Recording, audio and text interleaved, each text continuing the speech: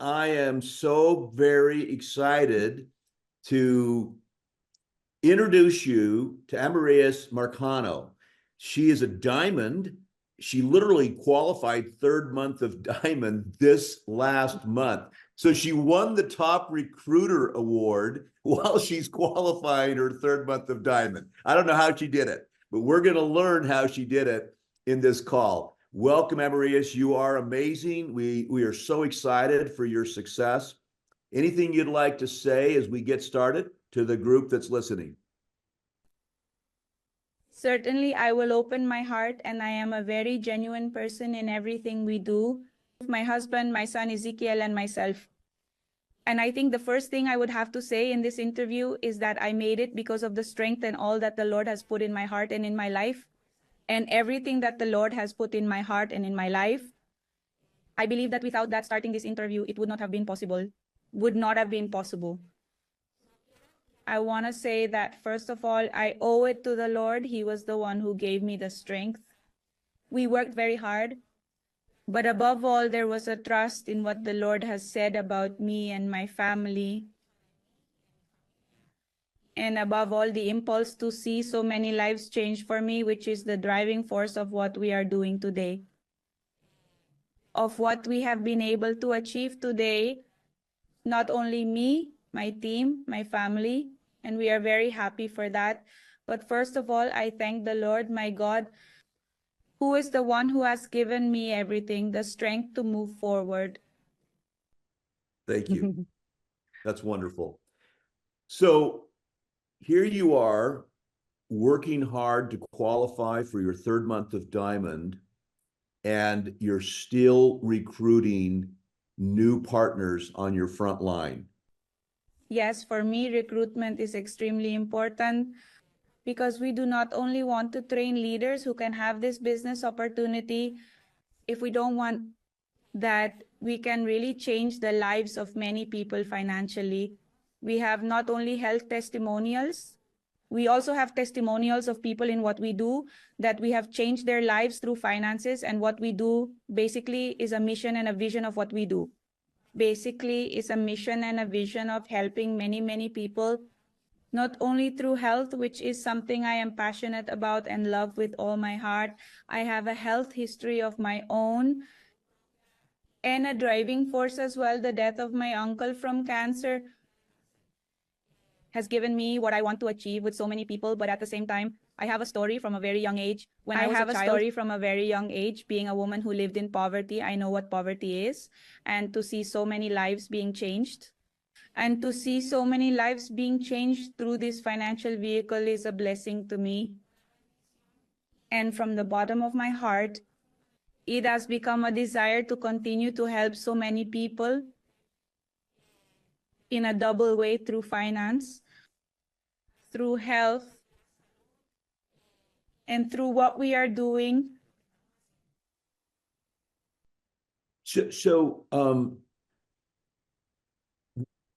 many times when people get to the diamond level, they make the mistake of slowing down on their frontline recruiting and spending all their time working with their downline.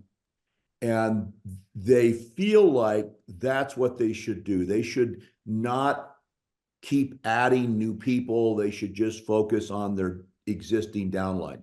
But what you did is you focused on your downline, but you also did the frontline recruiting, which I agree, we are here to help people. But another thing that did was set an example for your downline, that there's never a time to stop sponsoring new partners.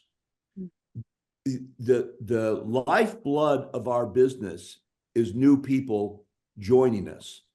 And if the top leaders go into what I call management mode, where they're just managing their downline instead of leading their downline, right? They manage it instead of leading it. The whole business begins to slow down. So what you did last month is really pretty amazing because you were in a competition for top recruiter with a lot of leaders who were like directors or senior directors or maybe presidential directors. They have a lot more time to do recruiting. They don't have a big downline, right?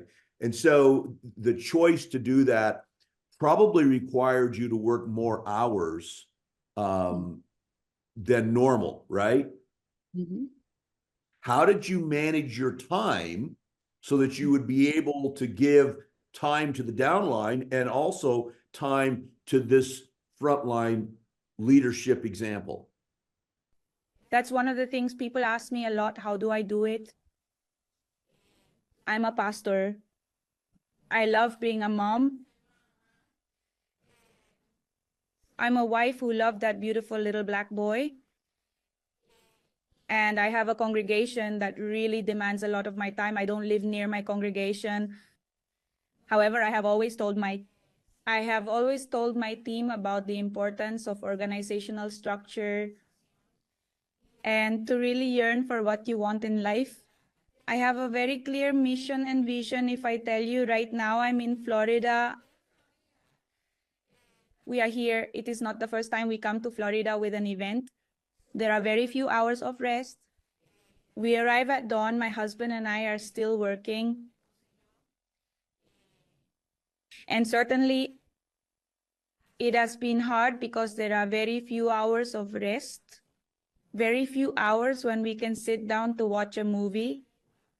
But I think that's really the key to everything, the organization, the structure, prioritizing things. I've gotten off a plane and had to run to church to work on a case of a young person, or a person from my church. And the structure and organization has led us to be able to have results, not only in what we are doing with Unicity, but also as pastors, as parents, and as a wife who loves being a mother so much. And as a wife who loves being a mom so much, loves being a wife so much. And I believe that the fervent desire to want something, but not just because I want it, but because there is a mission and a purpose in life, changes everything. And there are times when we don't get much rest. Just yesterday, we were in 2 activities, and I went to the car and lay down for an hour. I told my husband, I'm going to lie down for an hour. And then I went back to the mall where we are also working. I think we are a living example of what it means to be organized, to be able to achieve our goals. I think we are a living example of what it means to be organized, to achieve our dreams, but also to help many people to achieve them. And this would not have been possible without the help of my husband. My son Ezekiel works. He contributes a lot to the business. These days, I have been sending a picture to Basti of Ezekiel working, and we are a family that supports each other. We are a very supportive family, but we are very structured in what we do. We get up early, we get ready as if we were going to conquer the world. We have our time well divided, well structured for everything we are doing. And I think that's the key, the organization, the structure, the commitment you have with yourself, with the people you love, with the vision and the mission you have, with the vision and the mission that you have. And we have a very clear vision of what we want. It is not only about us as a person, about what we can acquire, but it is about continuing to promote a work that is extremely important to us. That for us is extremely important. And that is what we want to do as a work of the Lord in the lives of the people. And that is why we work hard. Yes, there's a couple of things that I want to develop a little bit here. You talk about structure. When you talk about, I agree, desire and structure are key, but you can't really teach somebody. They either have desire or they don't have desire. But structure is something you can teach. Would you tell us a little more about your structure, how you organize your day? I usually schedule all my weeks working on the schedule together with my husband, because obviously I do Unicity full time. That is extremely important to me, but I also have the church. I have to be well structured to be able to manage everything. I get up early in the morning. I get up very early in the morning. My husband and I divide the tasks. If Ezekiel is at school, my husband takes Ezekiel. I get ready because I like to present myself to what I do every morning, which is education through the product. I get ready in the morning, and my husband and I have a calendar of each and every task that we have to do during the day. And based on that calendar, we are going to go to school every day. And based on that calendar, we are going to work one by one on our day. Yes, we work on planning the week with time and anticipation. In the morning, I get ready. I do my in vivo every morning. Then when I finish my in vivo, there are already some meetings planned with some of our team, obviously our distributors. And we also have people that we call, but yes, we certainly have a calendar of all the things that we have to work on by time. We go Thursday, Friday, and some Saturdays to church. And of course, we have people that we have at our side. In our church, we have people who help us. But yes, we are well structured. We have a time management tool for everything I do. And I think that's the key, to be disciplined, structured, to schedule ourselves, to work in advance on everything we do. Right now, we have been planning this Florida project with a lot of time. We have been working on several events in Puerto Rico, but also the education part, the part of being with my team, we manage it as a team. My husband and I manage it as a team. And for me, it's key to work together with a man who has been a key part of my organization and my process as an entrepreneur and my process as a businesswoman. And I thank God for my husband, who has helped me a lot to achieve not only my dreams, to be able to achieve not only my dreams, but also his dreams.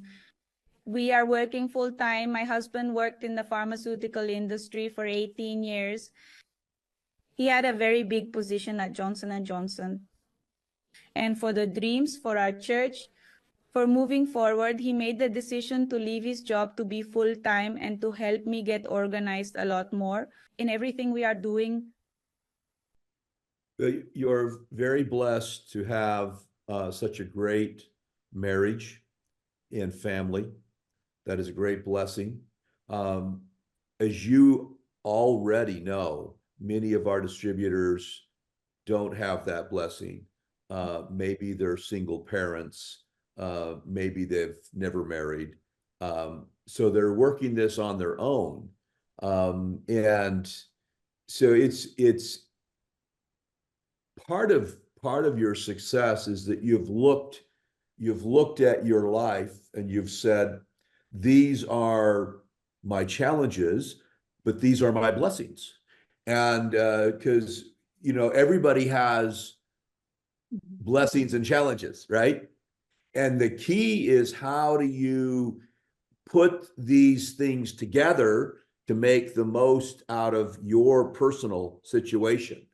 And I can see that you edify your husband. You learn from him.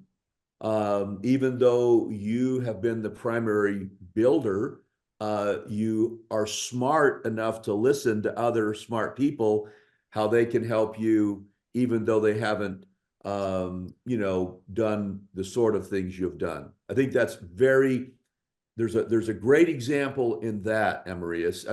To me, the idea of saying, okay, this is my life. These are my blessings. These are my problems. Now, how am I going to use my blessings to help solve my problems? Right? Now, let's talk a little bit about your international. You live in Puerto Rico. You're Puerto Rican. This is I live in Puerto Rico most of the year too.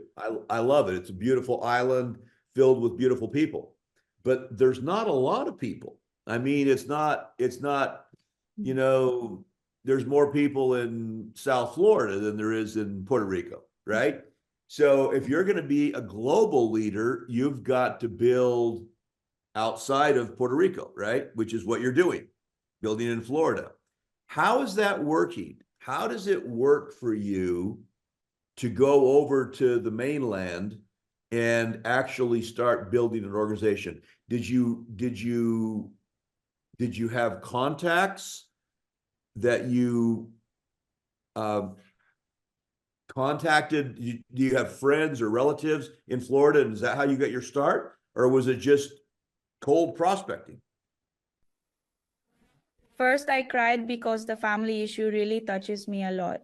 I have women distributors, women partners, business partners who do not have the privilege that I have of having a marriage, but they are single mothers, homeschooling mothers who are doing this business and who are generating a lot of money. I think it's all in the mind. Last year, I had a very strong year. It was one of the years where I grew at an accelerated pace through what I do with Univision, through what I do with Unicity, but it was a year of process, not only at the level of my family. I lost my grandmother, I lost my aunt, my nephew in November was on the verge of death, and my aunt, my nephew in November was on the verge of death. My nephew in November was on the verge of death. My 94-year-old grandfather was in the hospital. It was a very difficult year for the family. At the church level, it was also a very hard year, but I was growing in my business. And within the difficult processes that I was able to go through in 2023, there was also an incredible acceleration in my business. And within the difficulties that I may have been facing, I also had my mind clear and I had my mind firmly set on the fact that this was the opportunity for me to also be able to reach out to many, many lives, to also transform and to be able to reach other places. I have had the privilege, the blessing of being in the Dominican Republic. I have a growing team in the Dominican Republic. My husband and I have traveled to the Dominican Republic. We have traveled to Florida. We have traveled to Mexico. We have made incredible relationships with people I have never met, like people who have been people in my past life, or people who are family members who reside in Florida, but many of the people that we're building outside of Puerto Rico have been people that I have met through the social networks. Through social networks in this beautiful thing that I am so passionate about, which is serving people through what I do. And I believe that in times of difficulty, which have been many, I have had a clear mind. We have been emotionally within the process quite clear and stable to what we want to achieve as a family, to what we want to achieve as a family, to what we want to do, to what we want to achieve as a family, but also as pastors. And I believe that this focus of passionately wanting what we have has brought us to where we are. We could say, because obviously they come from the insurance industry or they come from real estate, I am simply a woman who is passionate about what I do, and when I do it, understanding that it's not just about probably some financial reward, but because there is a sense of urgency to help. I lost my uncle in the toughest battle with cancer, and I have a clear vision to help. And I think that is transmitted through a camera. It's transmitted through the people that we constantly see. And that is what has driven us to be able to continue having that, generate so many people constantly coming into our lives. And obviously, we are well organized in what we do. We are well structured. There are times when I really say, oh my God, how did I do it today? Yesterday was a day that my husband and I said when we got to the airport, how did we do today? How the focus, and really want it with all your might. When you think about, do you find that it's easier for you as a woman to sponsor other women, or do you find that it's equally you're equally good at sponsoring women or men? Always the truth. I've always had women on my team, but I've also had a lot of men who have come in with us because they have really seen a genuine passion. And for me, it's a privilege to have people. I know that a woman tends to identify more with you, but for me, it is a privilege to know that there are men who are doing this business together with my team, that we are partners. The fact that they can also grow within the process is significant for me. These days, I was talking to one of the guys as recently as yesterday at an event. So one of the things I said to David, looking him in the eye, I know you're going to impact so many lives. And one of the things that I have always said more to my team, to the men. And just yesterday, I was talking about it at an event we had in Dorado. I told the men, look at me, you have a great opportunity to boost this business. And yes, I have a lot of ladies. I have a lot of spectacular women. I have a lot of young women, young girls who are starting out. I have professional women, mothers, homeschoolers, but I also have professional people who are doing this business opportunity because they know that there is a mission also to continue to impact lives. And for me, that's a privilege to know that we have that variety on our team. And this is the opportunity to position ourselves in the Latin market as well. I'm pleased to hear that because I think as a leader, you have to not see gender. You have to not see color. You have to not see nationality. As a leader, you're a leader of people. It doesn't matter where they come from.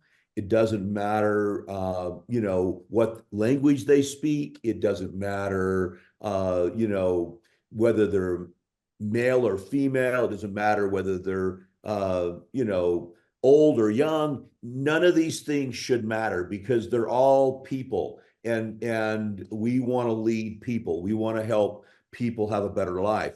And so when a leader identifies as, oh, I'm Puerto Rican, or I'm a woman, or I'm young, or I'm old, or I'm, speak Spanish, or I speak English, or I speak Arabic, or whatever, it narrows their opportunity down. But when they simply say, I'm a leader, and I am willing to help you no matter who you are, I will help you become a stronger, better, healthier, happier person. And we will find a way to communicate. If we don't speak the same language, we'll find a way. If you're, if you're old and I'm young, or if I'm old and you're young, we will find a way to communicate.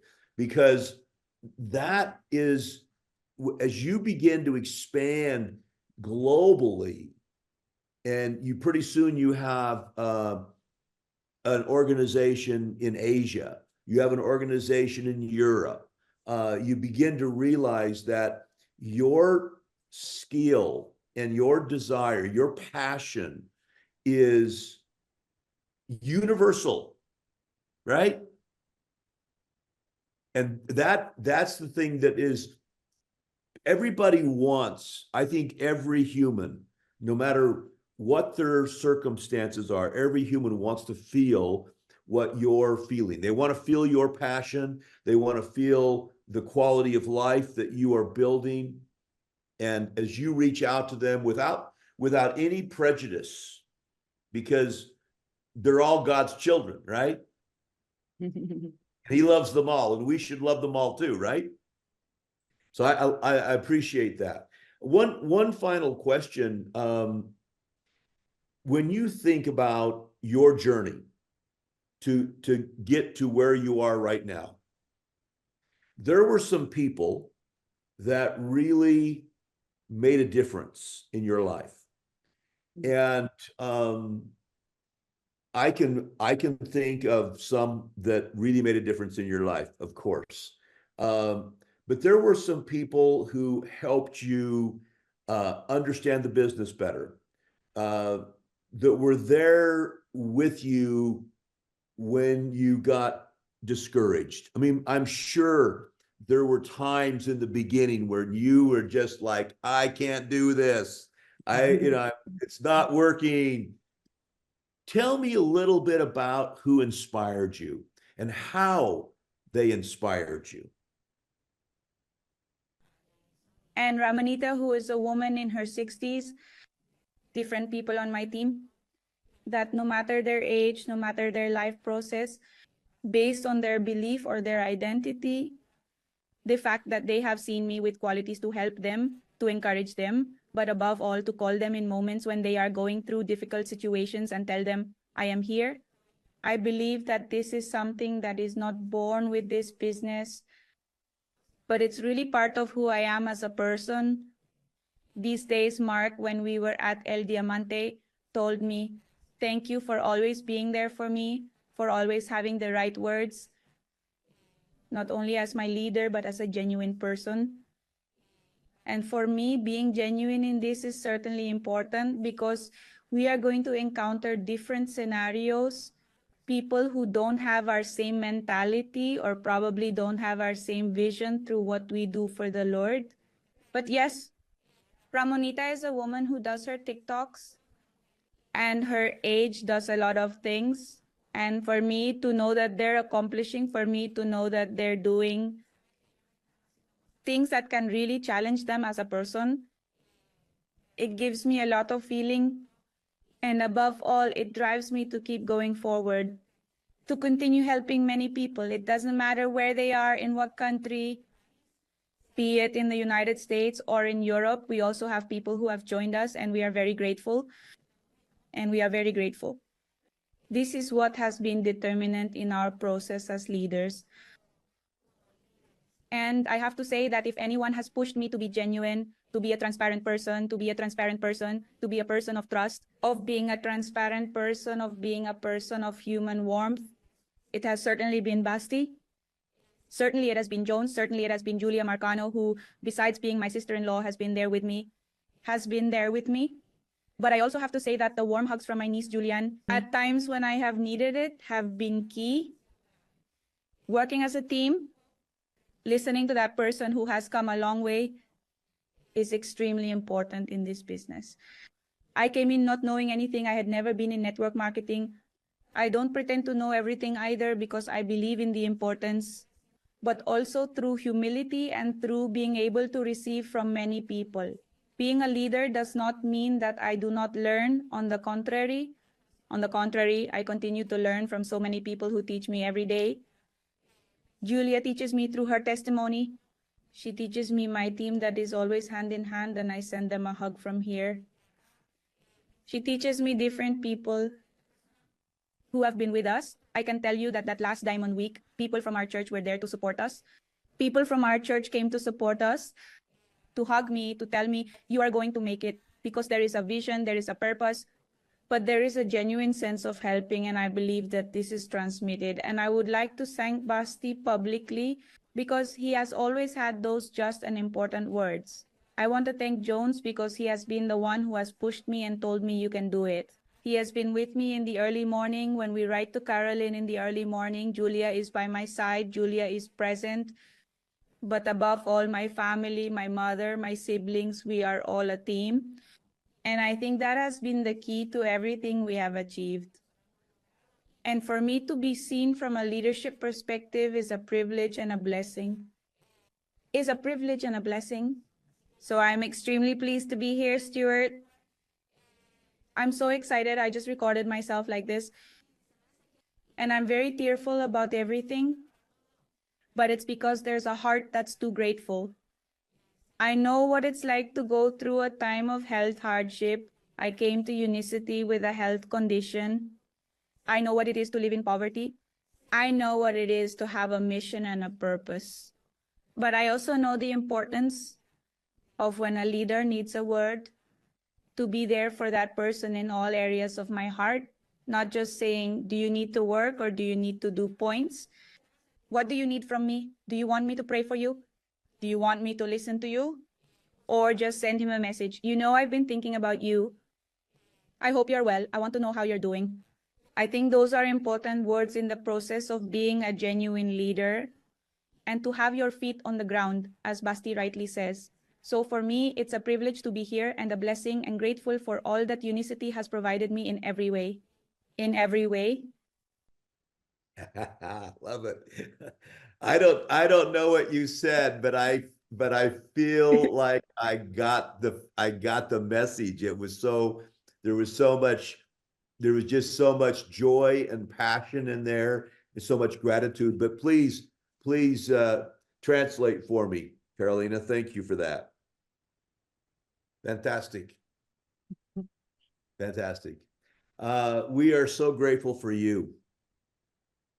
We are inspired by your example and the kindness that you demonstrate to everyone.